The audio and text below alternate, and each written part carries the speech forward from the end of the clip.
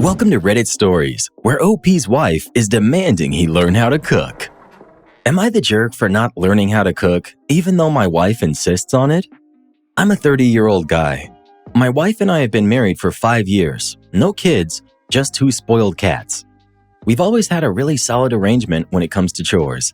She handles most of the indoor stuff like laundry, vacuuming, dishes, and I take care of everything outdoors like yard work, repairs, taking out trash, cleaning the car, and so on. We're both pretty clean people, and we've never really had any fights over who does what. I say all this up front to paint the picture clearly. I'm not some bum who depends on my wife to handle everything. A couple of weeks ago, we went to one of her friends' houses for dinner. Her friend's new boyfriend is a professional chef. The guy cooked up this whole meal from scratch: peppercorn steak, creamy mashed potatoes, garlic sautéed spinach. It was legitimately amazing. No arguments there. But ever since that dinner, my wife's been dropping comments here and there about how nice it must be to have a man who cooks like that. I thought she was just impressed and joking around, but it kept coming up. She started making not-so-subtle suggestions that maybe I should start learning to cook properly. I told her that I already do cook: pasta, eggs, bacon, burgers, basic stuff. We both usually keep it simple because neither of us are trying to spend 2 hours on dinner after work. She doesn't cook fancy meals either, so I didn't understand the sudden pressure. Now she's saying that it's not about the food, it's about the gesture. She says she wants to feel like I'm willing to make an effort, that it would be romantic if I learned how to make something special just for her, that her friend's boyfriend does it because he cares. I told her that's kind of a ridiculous comparison because that guy is literally a chef. I'm a welder. If she wants a gesture of love, I can weld her something nice. She told me, "That's not the same. You can't eat weldings."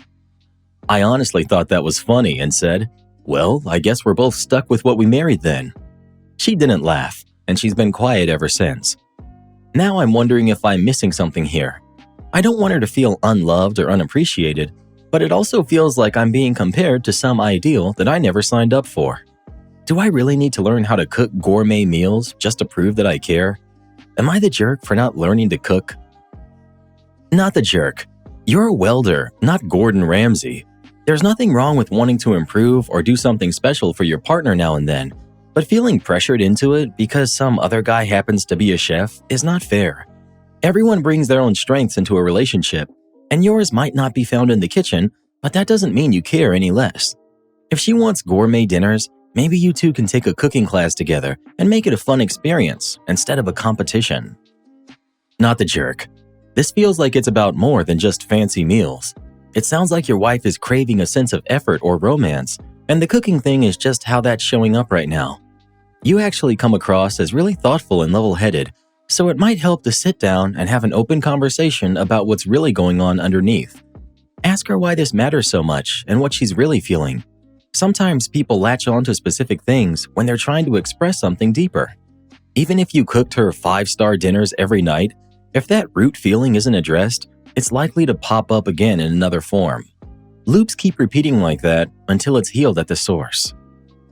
Update 1 month later. First off, I want to thank everyone who took the time to leave a comment. Some of you really helped me look at things in a different light. Instead of sticking to my own thoughts and trying to defend myself, I decided to just sit down with my wife and really listen. I told her I love her deeply and I care about how she feels, and I wanted to understand what this was really about. I reminded her that we've never had issues like this before, and that I wanted her to feel completely loved, not because I did something fancy or impressive, but because she matters that much to me. She started crying and told me that there was more behind it than she had originally said. She explained that years before we met, she had a boyfriend who I already knew about. What I didn't know was that he used to cook these elaborate meals for her. She said those dinners made her feel so special at the time, like she was the most important person in the world. That night at her friend's reminded her of that feeling. She told me it wasn't about missing her ex, and she didn't want to bring him up because it felt stupid, but she just wanted to feel that special again. I'll admit, my first instinct was to say something like, "You mean the guy who cheated on you with your friend?" But I didn't.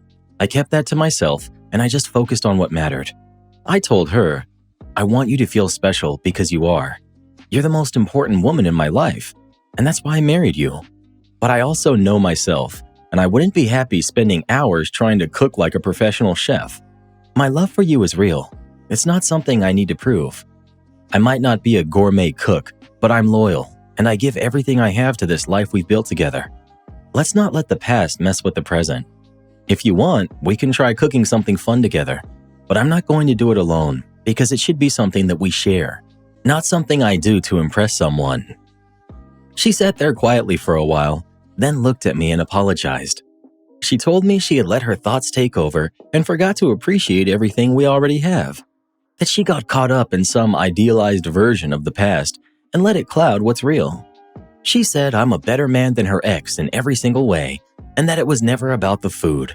It was about the feeling she was chasing. She told me she's lucky to have me, and she's sorry for letting that slip from her perspective. We hugged, and she held me like she didn't want to let go. It felt perfect. And get this, about a week after that, her friend, who had hosted that dinner, told her that she had just broken up with the new chef boyfriend. She had looked through his phone and found out that he was cheating on her with his ex. He had even been cooking the same signature meals for her. Sometimes life just has to throw everything into chaos before it brings truth to the surface. I think we're stronger now for having gone through this.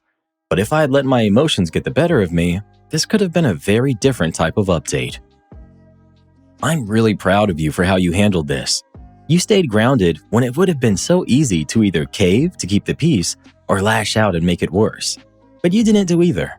You held your boundary without closing your heart. That kind of calm clarity is powerful. Emotions can be loud and chaotic, but the truth is steady and unshakable. That's how you can tell what state someone is really speaking from. And your steady presence gave her space to see things clearly on her own. You didn't just fix the surface issue. You helped heal what was underneath. That takes strength. Well done, truly. You know, Karen, staying calm is so underrated. When you don't get pulled into the chaos, people either rise to meet you where you're at, or they just sort of drift away. Totally. And that's okay. Not everyone's meant to walk the whole path with you. Most people are just passing through a chapter or two. Same goes for us. We'll only be in our listeners' lives for a little while. Maybe so, Reddit boy. But even a short chapter can change the whole story. Sometimes all it takes is one sentence to shift the way someone sees the world. I, 23 female, told my boyfriend who's 25 that I won't get a job to make him feel less jealous of my financial situation. English isn't my first language, and I'm not great at writing, but I seriously need advice from people who don't know us personally. I've been dating my boyfriend for a little over a year. We met through mutual friends, and things were pretty normal at first. Our relationship wasn't perfect, but we didn't argue much. He works as a restaurant manager, and I'm still in university. His life has always been hard. He grew up with alcoholic parents and never had much support. From the moment he became an adult, he had to work for everything. College wasn't an option. He needed to earn a living. My situation is different. I come from a big, supportive family. When I started university, my parents continued helping me financially. They cover some bills and give me a bit of allowance. Sometimes my grandparents, aunts, and uncles pitch in with gifts or care packages. I spend most of my time on campus, and I also tutor 3 times a week, which covers groceries. I live simply and I save well, so I don't really need much. This background matters because it's where our problems started. About a month ago, my boyfriend began making little digs at me. Stuff like, "Must be nice spending other people's money," or "You wouldn't last a week if you had to work for what you have." At first, I brushed it off. I figured maybe he was just tired or stressed from work. I tried to be understanding. I even suggested moving in together to split the bills or offered to help with groceries sometimes. He flat out rejected both ideas and said they were insulting. But then it got worse. Lately, we argue all the time. He calls me lazy, a trust fund baby, and tells me I have no idea what real life is like. He even started sending me job listings, tons of them, telling me to apply, even though I've explained I don't have time with my university schedule. Our worst fight happened yesterday. He was at my place for dinner, and while I was cleaning up, he brought up yet another job posting. That was the last straw. I lost it. I told him to stop pushing me to get a job, that university is currently my full-time job. I snapped and said something like, You just want me to get a job because you're jealous that I have support." He stormed out and has barely spoken to me since. He's been texting short replies, but he won't answer my calls. I've apologized, but he said he needs time to think. Was I too harsh? How do I get him to understand my point of view? Or is he right, and should I be refusing my family's help and loading up my schedule with work and school just to be fair to him? Can we even fix this? He's seeing you succeed and wants to drag you down to his level. Don't let him, seriously. And think about this. If he's already acting this way about you getting help with groceries, how will he treat you when you graduate and start earning more than him? There's a lot of context missing here, but it depends. How much time do you have left in uni? Have you worked before? Do you have any plans lined up after graduation? I'm surprised to see the comments being so one-sided. Yes, you're very lucky to be able to focus 100% on school, but real work experience is valuable too. And if you finish uni with no job history by your mid-20s, that might hurt you later. That said, your boyfriend's approach is pretty passive-aggressive. Still, I can understand where he's coming from. He turned down your offer to help, so maybe he's trying to push you to become more independent for your own good. Maybe he sees this as something tied to your work ethic, especially if you're talking about a future together. OP. I'm in my final year of university. If everything goes according to plan, I'll graduate in June next year. I didn't mention it in the post, but I've worked before. I had part-time jobs during high school, mostly cleaning or doing admin work. I saved most of that money and even gave a little to my parents as a symbolic rent. It wasn't anything glamorous, but it's something I can include on a CV.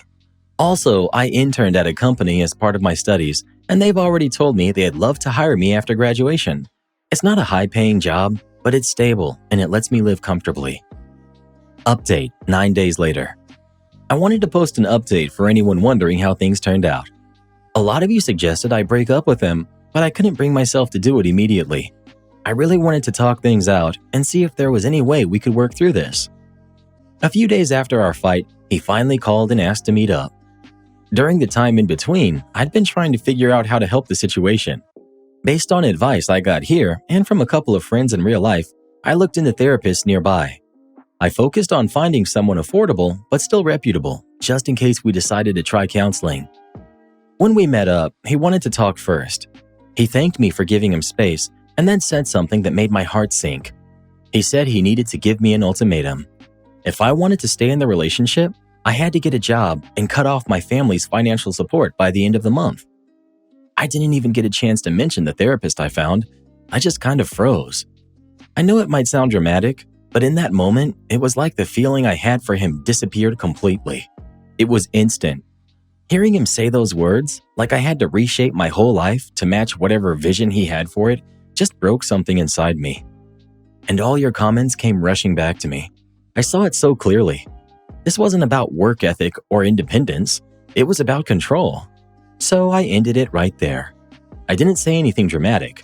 I just said, "I'm done," and I walked away. I cried all the way home. Since then, he's been texting and calling nonstop. He backtracked and said it doesn't have to be an ultimatum, just a shared goal for the future, something we could talk about more. But I know better now. There's no fixing this. I won't lie, it still hurts. This was my first serious relationship. I really believed it had potential to last, and now I'm grieving not just him, but the future I imagined we'd have. It's been hard, but I also know I made the right choice. I'm taking care of myself, leaning on my support system, and staying focused on school. I'll get through it. One last thing, I'd really appreciate your thoughts on this. How should I talk to our mutual friends about what happened? Some of them are already asking, but I'm scared that if I tell the full story, it'll just create more drama, and I won't be able to emotionally move on. I'm tempted to say that we just mutually broke up and leave it at that. The fact that he tried to walk back the ultimatum after you said okay tells you everything you need to know. He thought he could control you and was shocked when you actually left. He clearly had a mental picture of what you were allowed to have in life. In his mind, you were getting more than you deserved, and he was going to make sure you were brought down a peg. That kind of resentment is toxic. You did the right thing walking away. Please don't look back. So he gave you an ultimatum, and when it didn't work, he tried to pretend it was just a suggestion. Classic manipulation. And regarding your friends, I think it's fine to say, we had different values and priorities. It just wasn't working out. Most people will understand and move on from there. You're allowed to protect your peace. Sounds like homeboy's ego couldn't handle her tuition being paid. Love isn't about dragging someone down so that they match your struggle. That man didn't want a partner. He wanted a pity project. Am I the jerk for taking a job that conflicted with my best friend's wedding? So my best friend got engaged about a year ago and asked me to be one of his groomsmen. I said yes right away. We've been tight since middle school, and I was genuinely excited to be part of it. But once the planning started, things got weird. His fiancée, who I've never been all that close to, started laying out all these rules for the groomsmen. We were expected to buy custom shirts, get a specific haircut, attend a bachelor party at a resort that she picked, and contribute money to things we never even agreed to. It was all feeling way too controlled and honestly pretty expensive. I tried mentioning to my friend that some of it felt a bit over the top. Like, sure, I get wanting your wedding to look nice, but telling grown men what kind of haircut they're allowed to have, that felt like a stretch. He brushed it off and basically said, it's not that big of a deal, and shut down the conversation. That's when I started emotionally checking out. Fast forward to about 3 months before the wedding, I got a job offer. It was a step up in pay and position, but it required 2 weeks of relocation for training, timed right before the wedding. I told my friend immediately and said I'd do what I could to work around it. He completely blew up and said I was abandoning him, that a real friend would turn down the job for his wedding. I reminded him this was my career and that I still planned to attend the wedding itself. But here's the honest part. I could have tried harder to make it work. I didn't push back with my new employer or ask about rescheduling. I was already burned out by the wedding stress, and deep down, I think I was looking for an out. His fiancée told him the timing was suspicious and said I was being selfish. He gave me an ultimatum. Either be fully committed or don't be in the wedding at all. I told him I'd still attend, but I'd only make it back the day before the ceremony, so I couldn't go to the rehearsal dinner or the bachelor party. He said that wasn't acceptable, and I got dropped from the wedding party about a week before the big day. I was upset, but also kind of relieved, which says a lot about how exhausted I was from the whole thing. Now it's been a few months. He's still mad. He says I chose a job over our friendship. I say he let his fiancée steamroll the whole thing and tossed our friendship aside to keep the peace with her. Some of our mutual friends are split. A few think I should have just toughed it out and stayed committed. Others agree that the demands were over the top and my friend and his fiancée were being unreasonable. I admit I could have handled it better. I should have been more upfront instead of just pulling away. I also know I could have tried harder to make the job and the wedding work together. But I also think he could have been more understanding. We're adults. Life happens and careers matter. And asking your friend to alter his appearance, travel, pay hundreds of dollars, and give up work opportunities, all for your wedding?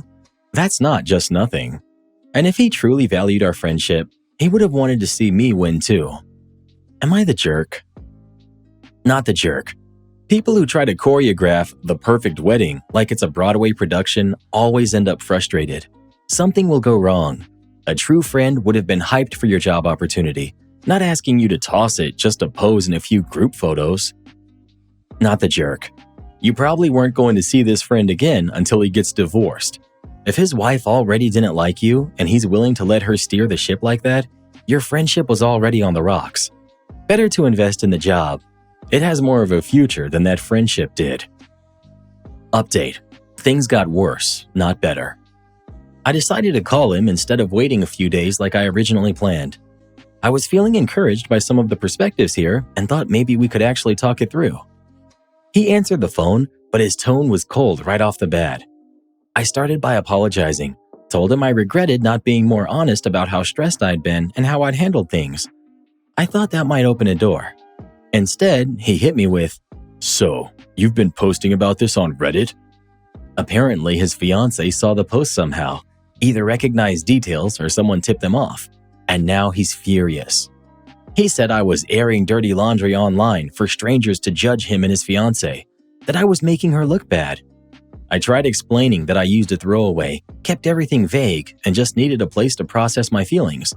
He wasn't hearing any of it. He told me that if I was willing to post about our friendship online, then clearly I didn't value it. Then he told me not to contact him again and blocked me on everything. Later, I found out his fiancée also texted the other groomsmen saying I was trash-talking them online. So now I'm not just blocked, I'm radioactive in the friend group. I honestly don't know how she found the post that fast. It was up for barely an hour before I called him. But somehow she did, and now the last thread of this friendship is gone. I don't know if I should have told him. I don't know if I should have posted at all. But I do know that I tried to fix it and it blew up in my face. That said, as far as I know, we've been friends for like 15 years. I don't want to completely write him off. Maybe once the wedding high wears off, he'll realize how controlling she was being and want to reconnect. But I'm not going to wait around hoping for that. I've got a solid job now and people in my life who actually support me. If the friendship survives, great. But I'm done sacrificing for people who won't meet me halfway. Reality check for all brides and grooms out there. Your wedding is just a party. It's a special one, sure, but asking your friends to bend over backwards, spend thousands, skip job opportunities, and follow appearance rules for a party? That's wild. OP, you dodged a bullet. A friendship that can't handle honesty wasn't real to begin with. Probably gonna get downvoted, but everyone sucks here and you were kind of a coward. You didn't like the wedding demands, but instead of backing out like an adult, you stewed quietly and used the job as an excuse to bail. Then you acted surprised when the friendship tanked. So the groom really asked his friend to skip a job promotion for a haircut and a rehearsal dinner? Oh please, if my bridesmaids can't commit to synchronized blinking, they're out of the lineup too. Well, I hope the vows are as tight as your group chat rules. They are, and no one's allowed to breathe unless it matches the wedding palette. Entitled older sister thinks she deserves my bride price money. Everyone in this post is over 30. I'm engaged to my fiancé. I'm Asian and he's white. In my culture, we have what's called a bride price. It's a set amount of money the groom gives to the bride's family or to a sibling if the parents are no longer around. The amount is discussed and agreed upon by both parties, and it's meant as a form of respect and support for the family. In my culture, weddings are typically long, 2-day events. They're beautiful, but also exhausting and expensive. From the beginning, I made it clear to my fiancé that I didn't want all that. We agreed we'd be having a simple American-style wedding instead. He's fine with it. My sister, on the other hand, keeps assuming it'll be a traditional cultural wedding no matter how many times I correct her. Now some background on my family. I have a lot of siblings, and when I graduated high school, they basically left the responsibility of caring for our parents on me. My dad passed over a decade ago, so it's been just my mom and me since then. Even when my mom had a stroke and needed 24/7 care, I asked all of them for help. I made it clear I couldn't do it alone. They all said they'd help, but when the time came, they were nowhere to be found. Even my brother, who lived in the same house with us at the time, barely lifted a finger. Eventually, my mom's condition got worse. She developed dementia and needed more care than I could give on my own. She's now in a nursing home where she's getting proper attention. She's elderly, unable to handle finances anymore, and again, I'm the one dealing with it all. So the other day, my sister messaged me. She brought up the wedding like we were chatting, and again started referring to it like it's going to follow our cultural traditions. My fiancé and I haven't made firm plans yet, but one thing I know for sure is I am not doing a traditional wedding. I told her that straight up and added, none of you deserve any price money. She asked me what I meant, and I told her I'm not doing bride price because I don't feel any of them have earned it. None of my siblings stepped up to help when mom needed them. None of them were there for me either. That's when she hit me with she deserves the bride price money because she helped take care of me when I was younger. And let me give you some context here. My sister is 8 years older than me. She got married shortly after high school and moved out of state to live with her husband. So what she's calling helping take care of me really just means she babysat me sometimes when I was a little kid, maybe up until I was 10. That's it. Not full-time parenting, not years of sacrifice. Just occasional babysitting when she was still a teenager living at home. And she wants to be paid for that now? I remember just staring at my phone, not even sure how to respond. I still don't understand where this level of entitlement came from. Every time I think about it, my brain short circuits. Like, is she serious? Well, that was enough for me. My wedding plans have officially changed. She's no longer invited, and I won't be sharing any details with her. As far as I'm concerned, she can sit this one out. She's not entitled to anything. You should have just hit her with, "Mom is still alive." In our culture, the bride price goes to the parents first, and only if they both passed would anyone else even be considered. So are you really wishing our mom would pass just so you can get your hands on some cash? It's disgusting how she's trying to twist this into some inheritance battle while your mother's still here and needing care. If there was a bride price, it should go straight to your mom or toward her medical bills, not to some sibling who conveniently vanished when it mattered the most. This is giving babysat me twice equals lifelong compensation energy, and it's hilarious if it weren't so sad. Like, I'm sorry, but she thinks helping with homework or making you cereal when she was 16 somehow translates to bride price eligibility? Ma'am, that's not how this works. That's not how any of this works. You're not the mom, you're not the caregiver, and you definitely don't get paid like one. Your sister's out here talking about traditions, but if we're really being traditional, the bride's family usually pays for the wedding. So maybe ask her how much she's planning to chip in before she starts counting imaginary bride price money. Because at this point, it sounds like she's mad she won't get a payout for doing the bare minimum 2 decades ago. It's amazing how people remember things differently when they think there's money up for grabs. OP's sister really thinks she deserves that money, even though their mom is still alive? Yep, all because she babysat her, like, twice in the 90s. That's not caregiving, that's existing near a child. Crazy how fast some people start reaching when money enters the chat. Would I be the jerk for telling my wife to show me her phone after I got an email accusing her of cheating? Plus update. I, 47 male, have a comfortable and fulfilling life. I work a job I genuinely love, live in a nice suburb, and I'm blessed with 3 wonderful kids who are 8, 6, and 4, and a lovely wife, Emily, who's 45. I've always believed that Emily and I were an ideal match, but a recent email has deeply unsettled me, planting a seed of doubt in my mind. Emily lived in the UK between 2010 and 2015 while pursuing her PhD. During that time, she formed many close friendships and has since made it a priority to return every couple of years to maintain those connections. This past August, she traveled to the UK for 3 weeks to attend the wedding of one of her close friends. After some discussion, we decided it would be best for the kids and me to stay home. I couldn't take that much time off work, and the kids likely wouldn't have enjoyed the event much. Emily departed, returned as planned, and life resumed its normal rhythm.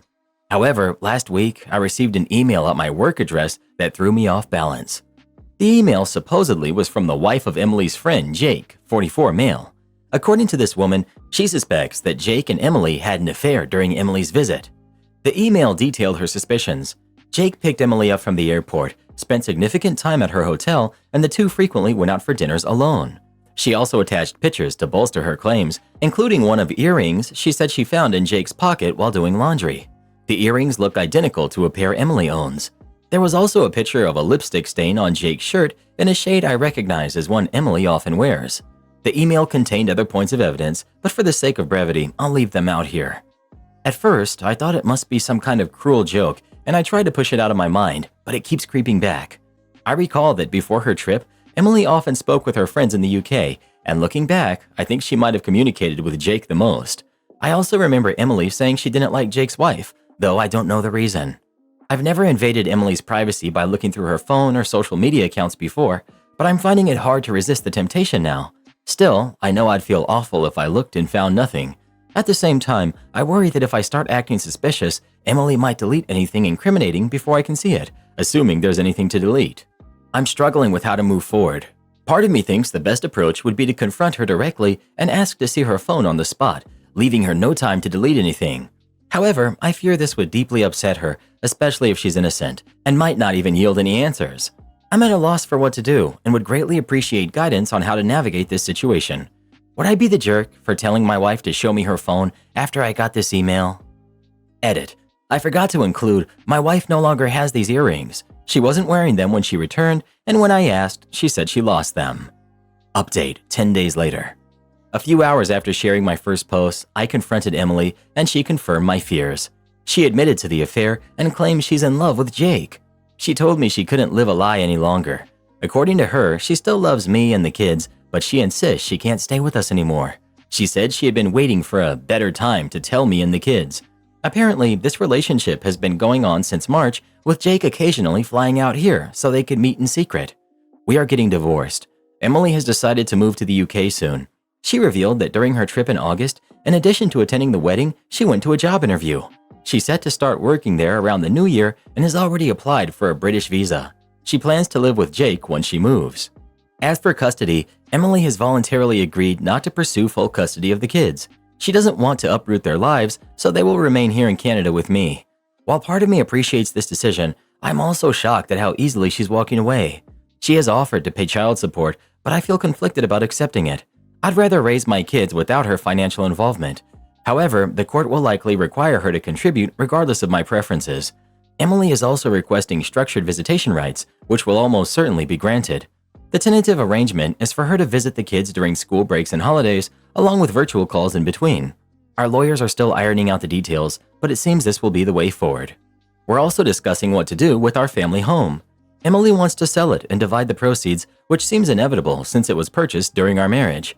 While I would prefer to keep the house for the kids' sake, it's unlikely I can afford it alone. For now, no final decisions have been made, and our lawyers are working through the details. Until then, I've been advised not to make any financial moves. As much as I'd like to stay here with the kids, I understand that selling is probably unavoidable. Emily has temporarily moved into an Airbnb, and Jake has flown out to stay with her. They plan to travel back to the UK together at some point in the near future. Legally, my lawyer has explained that adultery doesn't play a significant role in determining custody or property division unless marital funds were used to finance the affair. It's unlikely this will make a difference in court since Emily claims she used her personal account to pay for her travels and other expenses. Unless evidence surfaces that she used joint finances, this matter won't influence the legal proceedings. I've been in regular communication with Eleanor, Jake's soon-to-be ex-wife. Initially, we spoke through email, but recently we've had a few phone conversations. Eleanor has apologized several times, saying she feels guilty for exposing the affair. She worries that if she hadn't said anything, my marriage might have been salvageable. I reassured her that, for me, knowing the truth was better than continuing in the dark. The gravity of the situation made divorce unavoidable, and I'm grateful she told me. She even sent me additional evidence of their relationship, but since Emily has opened up to the affair, it doesn't hold much legal significance anymore. Eleanor has shared a lot about Jake, and it seems this isn't his first affair. According to her, this is the third time he's cheated, and she's had enough. She says there's no chance of reconciliation, and Jake doesn't seem interested in trying. She also mentioned that Jake has no desire to raise kids who aren't biologically his, which explains why Emily isn't fighting for custody. Eleanor's divorce is shaping up to be much more complicated and contentious than mine, and she and Jake are battling over full custody of their kids and can't agree on several other issues. These past 2 weeks have been a blur. I've been overwhelmed with everything, but one thing has become clear to me. I have nothing left for Emily. It's not just the betrayal of our marriage, it's the way she chose so easily to walk away from our family. I never imagined I could hate someone I once loved this much. It's a strange and unsettling feeling. The hardest part of all of this is helping our kids cope. My 2 youngest daughters have started asking why their mother isn't around as much, and it's been difficult trying to explain the situation in a way they can understand. My eldest son seems to grasp more of what's happening, but he's become quiet and withdrawn. It breaks my heart to see them hurting, and I'm doing everything I can to provide them with stability and comfort. Thankfully, my family has been an incredible source of support. My kids have received thoughtful letters from their cousins, which I've been reading to them each night. My siblings have sent gifts for the kids, and one of my brothers, along with his wife, visited us over the weekend. My sister-in-law even prepared meals for us, some of which I've stored in the freezer. They kept the kids entertained while I met with my lawyer, which was a huge help. My other siblings have also offered to come by and look after the kids whenever I need them. My parents have been calling daily to check in on us. My 78-year-old mother has already made plans to stay with us for 2 weeks in November to help around the house. The collective effort from my family has made this ordeal much more bearable, and I'm deeply grateful for their support.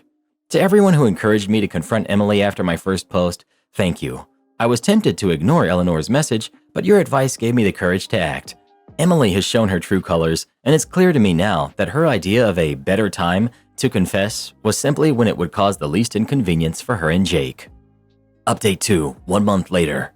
I know that Emily often traveled back and forth to the UK during our marriage. She claims that her affair with Jake only began in March, but I'm convinced she's lying. It's almost certain this has been going on for years.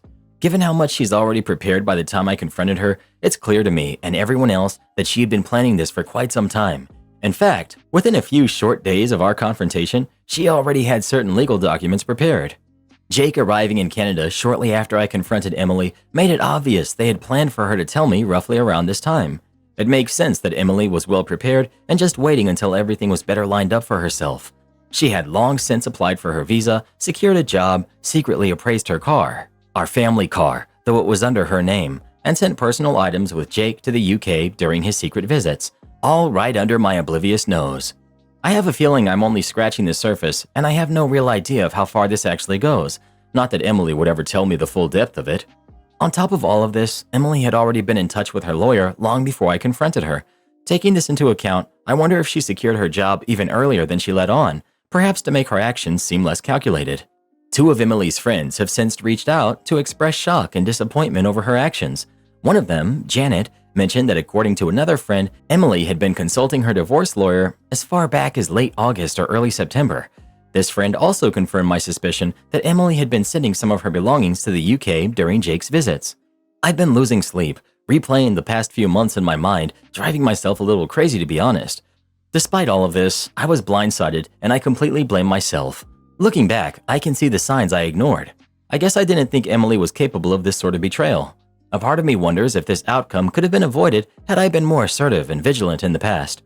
The worst part is that my kids are now dealing with the consequences of my ignorance. While I twiddled my thumbs, my wife had essentially started a new life. Most people in my life now know about my separation from Emily. I've stopped wearing my wedding band and explained the situation to friends and colleagues who noticed its absence. One of my close friends, along with many people who reached out privately on Reddit, has suggested I get a DNA test for my kids, given Emily's travel patterns and tendency to lie. While I understand where they're coming from, this is something I'll never do.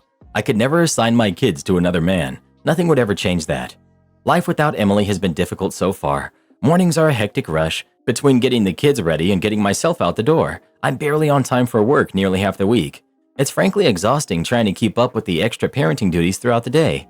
Our current home has a large driveway, and I'm already dreading shoveling it once the snow starts falling. The kids are feeling the strain too. They don't particularly like the food I prepare, and they hate how busy I always seem to be. It's incredibly frustrating to know that while we're struggling here, Emily recently departed for a relaxing vacation through Europe with Jake. Communication between us has dwindled, and I only learned of this trip recently. I have no idea if she plans to return to Canada after her vacation or settle directly into what will likely be a very comfortable life in the UK. On a more positive note, I managed to get the kids to see their doctor recently. She gave me a bunch of useful resources and advice, emphasizing that time and clear communication are the most important factors for their adjustment. While I'm optimistic, I'd be lying if I said I wasn't worried. It's still early, but they remain quite upset about the entire ordeal and act out regularly as a result. It's abundantly clear they're having a hard time adjusting to our new reality. One of the hardest aspects of all of this has been making decisions about our family home. After considerable thought and many conversations with my family, I'm leaning towards selling it. Emily has already offered me a bit more than half of the proceeds since she sold our USV right before leaving the country. My lawyer has noted that selling the USV before we finalized anything was premature on her part, especially considering I contributed significantly, 40%, to the purchase. He thinks I have strong grounds to seek reimbursement elsewhere in our asset division, which aligns with Emily offering me more of the house. Getting more than half seems fair, given I contributed about 65 to 70% of the down payment and monthly mortgage payments. The family SUV was registered in only her name, but I covered a large portion of the costs. It's frustrating that she sold it like that. As I've learned over the past several weeks, my sedan is too snug for the kids and inconvenient for my mother when she runs errands. I'll need to trade it for something larger. In return, Emily has insisted I keep the furniture and appliances, which is the least she could do. While part of me would like to stay in our current home, it's probably better for us to move. I hope this might help us avoid future interference from Emily, though in reality, she's just as likely to interfere no matter where we are. I've been looking at townhouses closer to my work. This would cut down my commute and place us near a well-rated school. However, my sisters pointed out that moving now would mean the kids have to change schools and lose their friends, which would be another big change for them. I've heard nothing from Emily's family, and frankly, I have no interest in reaching out. As for Emily's future with Jake, I don't wish their relationship to fail. The longer her life is stable, the less likely she'll disrupt ours. But I take solace in knowing she remains unaware of Jake's infidelity history. I feel no moral obligation to warn her about his character, and Eleanor feels the same way. I've made a point to check in on Eleanor regularly. She doesn't have the same family support I do. Her immediate family is charmed by Jake's wealth and believes she should do whatever it takes to keep him, even though it's clear neither she nor Jake wants reconciliation. I'm so sorry, man. Nobody deserves that pain. I've been carrying it around with me for 15 years. I hope you're luckier than I am and meet someone new. Cheaters are the lowest of the low. She's abandoning her own family for this. Not a soul to be had. OP. It is what it is, I suppose. Cheating is one thing, but I'm still stunned she's walking out on her family like this. I would have never imagined she could do something like this. Am I the jerk for not changing our daughter's name? My husband, 29 male, was just 2 years old when his parents divorced. 2 years later, his father remarried a woman named Sharon. Sharon and my late mother-in-law, who passed away when my husband was 8, were on very bad terms. According to Sharon, my mother-in-law made her life miserable and tried to get custody taken away from her and my father-in-law. Sharon also claimed that mother-in-law attempted to remove her from the picture entirely. Sharon believes that the only reason my husband never called her anything other than Sharon and has always viewed her as an outsider is because of mother-in-law's influence. However, father-in-law's own siblings have said Sharon's portrayal is not accurate. They stated that while mother-in-law and Sharon-in-law disliked each other, mother-in-law wasn't as malicious as Sharon and father-in-law claimed. At worst, mother-in-law could be dismissive of Sharon's role and didn't view her as an equal parent, but she wasn't the cruel person they described. When my mother-in-law passed away, my husband's relationship with his father and Sharon deteriorated significantly. My husband forbade them from attending the funeral and told them that if they tried to come, he would run away until other family members took him in. He recounted this to me himself. Father-in-law and Sharon said they feared my husband might lash out at them, and since Sharon was pregnant at the time, they ultimately gave in to his demands. They now claim my husband hates them for not being there. However, he has said that their decision to stay away was one of the few things they did right, though he hated that he had to resort to yelling and threatening to run away to get them to listen. By the time I met my husband in college, he had very limited contact with father-in-law and Sharon. This hasn't changed much, even in recent years, despite a slight increase in communication. He also made it clear to me early on that he never intended to be particularly close to them. Sharon refers to my husband as her son and even introduced herself to me as his mom. She seemed shocked when she realized I knew otherwise. I've only met Sharon and father-in-law a few times, as my husband is much closer to his extended family than to them or his half-siblings. Recently, I gave birth to our daughter, and we named her after my late mother-in-law. My husband chose not to invite father-in-law or Sharon to meet her, but they learned about her name through social media. After finding out, they reached out to my husband, questioning the choice. Then, a few days ago, they approached me at the mall and asked to speak with me. They expressed their hurt over the name and accused us of deliberately trying to hurt Sharon's feelings. They even suggested we change our daughter's name, proposing that we name her after Sharon instead. I firmly told them that we would not change our kid's name to accommodate Sharon's feelings. I explained that their feelings about the name were not a factor in our decision and walked away, unwilling to continue the conversation. Since then, we've been bombarded with text messages from them calling me rude and disgusting for dismissing Sharon's feelings. Am I the jerk? Not the jerk. Sharon seems to be suffering from main character syndrome. The name of your kid has nothing to do with her. Your husband barely has a relationship with her. Suggest therapy. I'm 28, female. My boyfriend, who's 29, and his best friend, 29, female, are going on a week-long vacation. They uninvited me, plus update. My boyfriend wanted to go on a vacation this summer to his mom's friend's house in Hawaii with me and his two best friends, 25 male and 29 female. We had been planning on this all spring, and at some point, 25 male dropped out of the trip, leaving just the three of us. For context, my boyfriend and I have been going out since November, and it's been serious. We had, and still have, been talking about moving in together, and he has said, and I agree, that this is a long-term situation and that we're a good fit for it. In early June, once his male best friend unexpectedly dropped out of the trip, 29 female best friend called my boyfriend and told him that now it was just the three of us, and she didn't feel comfortable with me going on the trip since she didn't know me that well and she didn't want to be a third wheel. She said if I were to go, she wouldn't go on the trip. Without telling me that this was happening, they changed the plans and made it a trip just the two of them were going on, and they changed the location to a beach in Costa Rica. I was trying to figure out when to ask for time off this summer and hadn't heard news about the plans, so I asked my boyfriend which week in August I should be setting aside for the Hawaii trip. He let me know that, actually, he had talked to his friend and that she didn't want to go if I were going. So he was just going to go alone with her to Costa Rica. He said that we could go another week, maybe to Mexico City or something. I was upset and tried to talk with him about how the situation made me feel, especially since this wasn't a case of a separate trip being set up ahead of time. This was a case of me being invited and then uninvited from a week-long tropical vacation with a girlfriend of his who I had never met before. We eventually decided to do a trip together to Copenhagen, which we have both wanted to visit for a while, as some sort of compensation. I also asked to meet her so that I could feel more comfortable with the trip. We spent the 4th of July going to see her and her boyfriend in the city where they live, and although it was nice to put a face to a name, it was ultimately a very cold trip and she was not at all welcoming to me. My boyfriend remarked on how unfriendly she was, to both of us, he thought, and said that he was surprised that she didn't act warmly towards me. I went out of my way to try to get to know her and her boyfriend.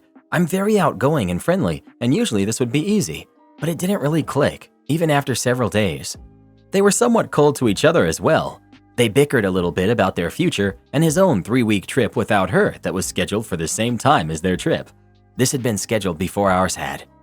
This had been my effort to feel better about the trip, so I told my boyfriend that I still didn't feel comfortable with things and that I was feeling insulted by the way that it was handled. I had tried to make things smooth between all of us, and I asked him to please come up with something that could help me feel better about the trip. On a visit to his family, they asked about the trip, and they were all shocked that he had arranged it in this way and let me know that they would have been furious if they were in my position, which triggered a fight in which I asked him to please help come up with a strategy to make me feel better and more secure about them going together without me. He said that he would never do this kind of thing again, which feels like not much to offer, since this is kind of a once-in-a-lifetime trip to begin with. He kind of offered to not go on the trip, but he had already paid for the tickets and made arrangements, and I didn't want to stop their trip and be resented by both him and his best friend. He asked me to give him ideas of how to make me feel better and wanted me to just tell him what to do, and stalled until it was finally the day of the trip. He bought me a bag of peanut butter cups, and I drove the two of them to the airport. I feel so disregarded and disrespected in this situation. I want to break up with him, but I don't want to burn up something that has otherwise been really good. Update. I was really upset the day I dropped him off, and he was texting me, but I wasn't responding. I wasn't sure what I wanted to do, but I didn't want to do anything at all in the state I was in. I waited until the next day, and then I sent him a thought-out text letting him know that I didn't feel safe or loved in the way the trip was handled and that I would be dropping his things off at his place and leaving his keys with a neighbor. He called but didn't leave any messages, and then he messaged me that he didn't understand. The rest of the week, he called and messaged me, but I couldn't bring myself to pick up or text back. On Thursday, I think he realized that I was serious, and he asked me some questions about logistical things. I told him which neighbor has his keys, etc. When he got back and saw all of his things at his place, he got pretty frantic and called and left me a long message. I was working all day, but also I still didn't want to respond. He asked me to explain because he didn't understand what was going on. The next day, I sent another text making it clear that it was over, and he got upset and sent me a bunch of texts in a row about how he didn't understand why I was throwing everything away that we had built. He left me a voicemail that was really angry that said he had no idea why I was upset and that he did not accept the breakup because he had no say in it, and he wanted me to tell him the evil story that I had made up about him to his face. I wasn't going to respond to him and I wanted to remain calm, but this upset me, so I sat down to write him this letter. I tried to call him, but I started crying and told him I'd just send him an email instead. This is what it said. The time that we had apart has given me some good space and time to think. I've had a chance to think about the things that are important to me in a relationship, and I see that we should not be together. I'm sorry that I've been asking for you to change things about your life that you shouldn't have to change, at my or anyone's behest. From the very start, this trip was made in an insanely disrespectful way in which it started out from you being given an ultimatum by your female best friend who I had never met that either she goes or I go on this trip, and you picked her. You didn't offer to have her meet me. Theoretically, I was your long-term partner, so this would have made a lot of sense. You didn't encourage her to find someone else to come, and you didn't consult me at all. That's enough for most people to have a deal breaker right there. However, I stayed. This is a person who you have a history with that is not entirely clear to me. Here's what I understand. Some bad rumors got started about the two of you in which you spent an entire night out with her on a trip while you were dating someone else. Nothing happened. The other thing I understand is that you were interested in her romantically at some point, and that she started dating her boyfriend and that closed the door on things for you. According to what I also understand, it took a very long time for her boyfriend to feel comfortable with you being around, but you apparently worked to ultimately make him feel comfortable with you after I'm not sure how long. This is the completely unknown person who shut me out of a trip that I was originally going to go on. You did not tell me this was happening until I asked when the Hawaii trip would be. You purchased tickets in another very disrespectful situation in which I've cooked dinner and have guests present, and you chose to go into my room for well over an hour to select tickets with her, and in which I repeatedly asked you to please come to dinner because you say it will just be a few more minutes each time. There's absolutely no reason for doing it at that time and in that situation, seeing as how she's in the same time zone as us and has a 9-to-5 job. This makes me feel sick to my stomach. I cannot handle your relationship with your friend, and I suppose I could ask you to pick between her and me, but that's not what I want to do. I want you to have your best friend, and I want to leave. I did love you, but I'm not about to pick this fight and hear you tell me that I'm crazy for not seeing how totally platonic everything is for the rest of my life. It seems like trying to convince someone to like different food or to have a different favorite color. I'm not happy with this, and I do not want to feel these feelings any longer. There's no need for this to be mutual. I do not need your permission to break up with you. He wrote me back an apologetic email in which he accepted responsibility for most things without any argument, except he denied anything that had to do with his relationship with her, making me feel uncomfortable, and he denied that I would not be able to handle their relationship. He said that the only thing that made their trip bad for me was my own perspective. I wrote him back that trust has to be built and that he put too much strain too early on a relationship in which we had not developed that trust. He agreed and apologized. For me, it ended on a pretty amicable note, but this style of relationship really doesn't work for me, and I don't feel like his responses to me really healed or changed anything significantly. I stand by my decision at this point. Karen lets her dog smell people's food in the restaurant, gets kicked out. Let me set the stage. It was a busy lunchtime in the bustling streets of New York City, and I was on a mission to pick up my salad from a popular chain. I love dogs, I really do, but there's a time and a place for everything, and near my food isn't one of them. As I entered the restaurant, I noticed a woman holding her dog in her arms, not in a bag or a harness, but fully cradled like a baby. I didn't think much of it at first. This is New York after all, but then I saw it. The dog's nose and paws were practically in people's food. The pickup shelf was at the perfect height for this curious pup, and it was sniffing around like it was on a treasure hunt. And those flimsy lids that didn't quite cover some of the containers were no match for this eager snout. Then it hit me. Before I walked in, I had seen this very same dog outside. It had done its business. Yes, right on the sidewalk. Its paws had stepped squarely in the puddle it left behind. And now, those very same paws, glistening with New York City sidewalk grime and doggy dew, were dangerously close to people's food. My appetite vanished. I couldn't keep quiet. I said something along the lines of, "Hey, I don't think it's cool to hold your dog so close to people's food. That's pretty disgusting." I was polite but firm. I thought that would be the end of it. I'd pick up my order and leave, and she'd maybe reconsider her life choices. But oh no, she had other plans. I walked out, and she followed me like a heat-seeking missile, her voice echoing behind me. "It's a service dog," she shouted, as though that fact somehow invalidated the reality that her dog's urine-tainted paws had just been practically in someone's Caesar salad. I turned to her, still trying to keep my cool, and said, "What does that have to do with you holding it so close to other people's food? Service dog or not, it's unhygienic." She wasn't having it. She kept repeating her service dog mantra as if it were a shield against all logic and reason. I tried to suggest alternatives. Couldn't you just put the dog on the ground or in a bag or literally anywhere other than where people's food is? But no, she was not interested in problem solving. She was interested in shouting at me. At some point, I realized I was wasting my breath. This was a battle I was not going to win. So I turned and started walking away. But she wasn't done. She kept following me, yelling who knows what as I tried to make my escape. As I was walking out of the restaurant, I noticed the manager had been watching the entire scene unfold. He came over and told the woman that her behavior wasn't acceptable. He explained that the restaurant had a strict policy about pets in the dining area and that for health and safety reasons, she was not allowed to have her dog in the restaurant or in close proximity to customers' food. He asked her to leave, and she was escorted out. So while I walked away, feeling a bit victorious for speaking up, I was also glad to see that the manager took action and addressed the situation. The restaurant was still a place I could trust for a hygienic meal. And maybe, just maybe, that woman would think twice about holding her dog up to other people's food in the future. Not the jerk. Service dogs don't get up on counters to smell people's food. Service dogs are supposed to be well trained enough to be in public without causing health issues. Even if it was a service dog, unless it's helping her read her name on the labels, it has no business being near people's food.